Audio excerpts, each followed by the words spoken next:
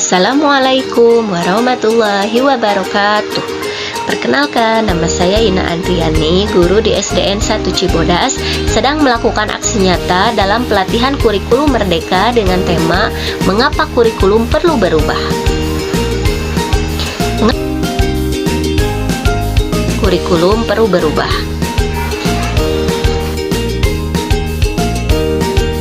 Pada konten ini berisi 6 pembahasan.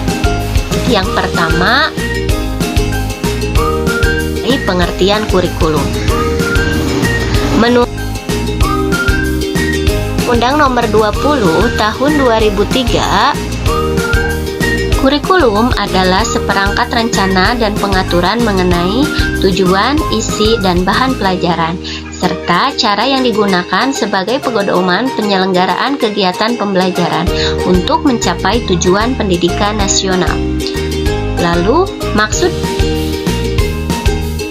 menurut Ki Hajar Dewantara adalah menuntun segala kekuatan kodrat yang ada pada anak agar mereka dapat mencapai keselamatan dan kebahagiaan setinggi-tingginya, baik sebagai manusia maupun masyarakat.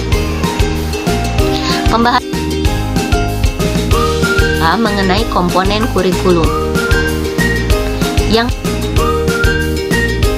ada Tujuan menentukan arah atau sasaran kompetensi yang diharapkan. Lalu yang kedua, konten. Konten berisi pengalaman belajar yang esensial dan bermakna bagi murid. Yang ketiga, metode. Metode adalah cara mengorganisasikan pengalaman belajar yang sesuai dengan tujuan yang diharapkan. Lalu yang keempat, evaluasi dilakukan untuk mengetahui ketercapaian tujuan pembelajaran.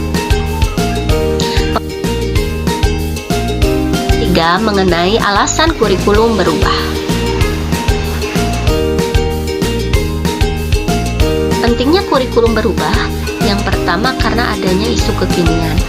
Yang kedua, kurikulum bersifat dinamis, artinya perlu perubahan sesuai kebutuhan murid saat ini. Lalu yang ketiga, kurikulum perlu mengikuti perubahan zaman.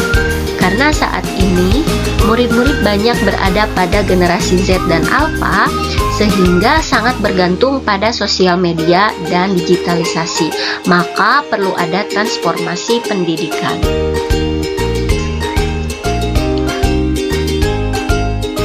Lalu apa saja isu kekinian yang melatar belakangi perubahan kurikulum?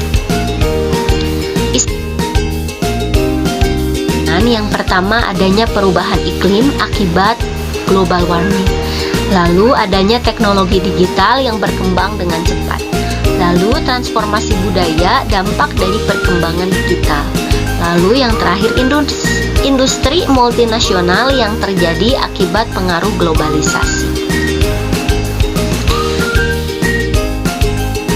Kelima, mengenai 3 pilar pendidikan.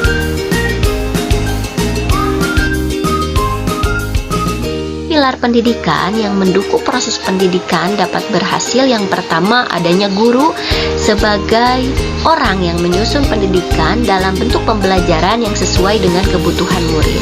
Lalu yang kedua, adanya masyarakat termasuk pemerintah mengikuti dan menyediakan kebutuhan murid dalam pembelajaran. Dan yang ketiga, adanya orang tua yang menyediakan kebutuhan pribadi murid dalam mendorong pembelajaran. Lalu, pembahasan mengenai transformasi pembelajaran. Pembelajaran murid berfokus pada pengembangan karakter berdasarkan nilai-nilai Pancasila untuk mewujudkan profil pelajar Pancasila. Kemudian, kurikulum merdeka ini harus selalu dikembangkan sesuai konteks karakteristik sesuai kebutuhan murid.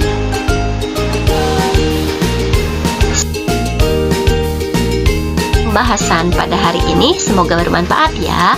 Wabillahi taufiq wal hidayah. Wassalamualaikum warahmatullahi wabarakatuh.